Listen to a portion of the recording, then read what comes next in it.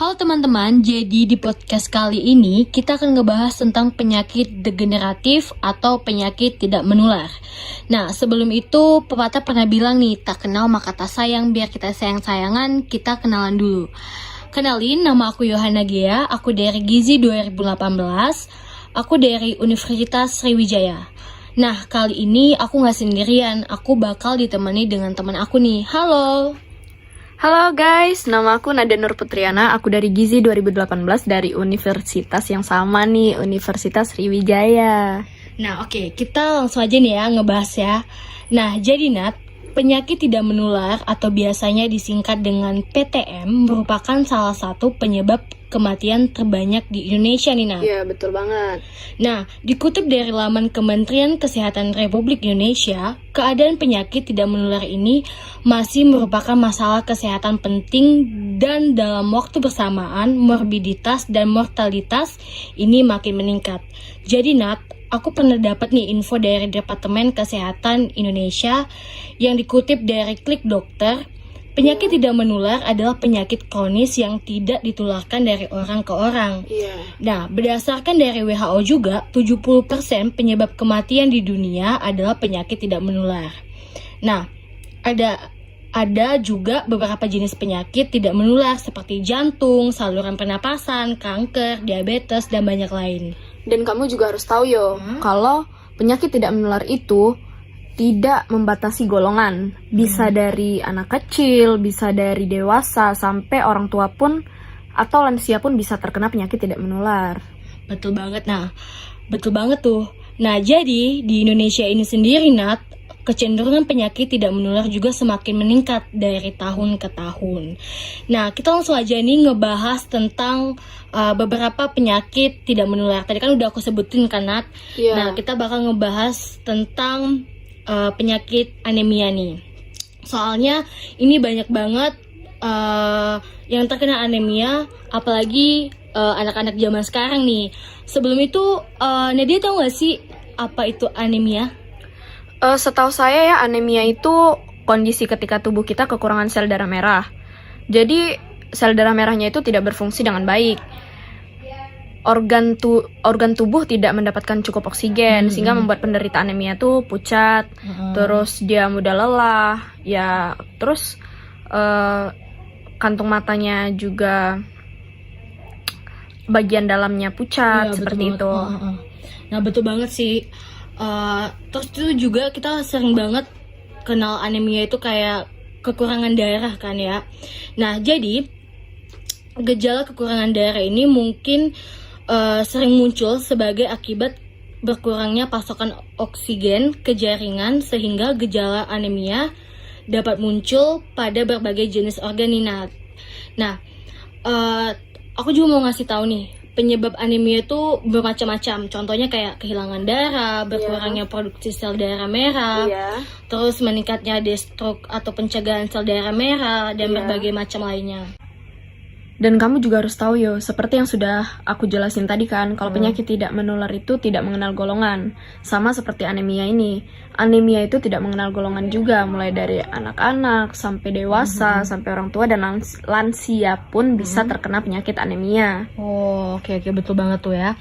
Nah, terus ada juga akibat atau bahaya anemia nih. Aku bakal sebutin ya. Jadi, salah satunya akibatnya itu adalah sistem saraf. Anemia menimbulkan rasa pusing, sakit kepala, gangguan seimbang, rasa kesemutan. Terus ada juga akibatnya pada sistem jantung dan pembuluh darah. Anemia menyebabkan hipotensi postural, denyut nadi meningkat lebih cepat.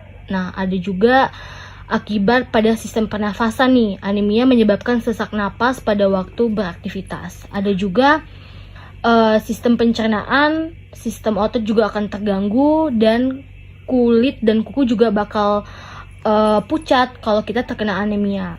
Dan ada juga gejala umumnya nih. Apa tuh? Gejala umumnya itu seperti lesu, lemah, letih, lelah, lunglai, dan kelopak mata bagian dalamnya tuh pucat. Nah betul banget nih. Nah menurut Nadia, makanan apa aja sih yang bagus untuk penderita anemia? Menurut saya, yang saya tahu ya, ada beberapa makanan yang bagus untuk anemia. Yang pertama itu ada daging merah. Daging merah itu kaya akan vitamin B12 yang baik untuk pembentukan hemoglobin. Terus juga daging merah itu sedikit lemak. Terus ada bayam. Bayam itu termasuk sayuran hijau yang paling tinggi kandungan vitaminnya. Ada vitamin A, vitamin B19, vitamin C, vitamin E, dan juga kalsium yang terkandung di dalam bayam tersebut. Betul. Terus ada telur. Telur itu selain dia mudah didapat, terus dia juga bukan hanya zat besi yang terkandung di dalam sana, tapi juga protein, antioksidan untuk menangkal radikal bebas. Terus juga telur itu ternyata ampuh loh untuk mengurangi gejala anemia. Terus juga ada tiram. Tiram itu merupakan jenis makanan laut yang efektif untuk meningkatkan kadar hemoglobin dalam darah. Karena tiram ini mengandung seperti zat besi, protein, dan vitamin B12 seperti yang sudah saya bilang tadi kan. Dan ada makanan yang bagus itu yang terakhir adalah tomat.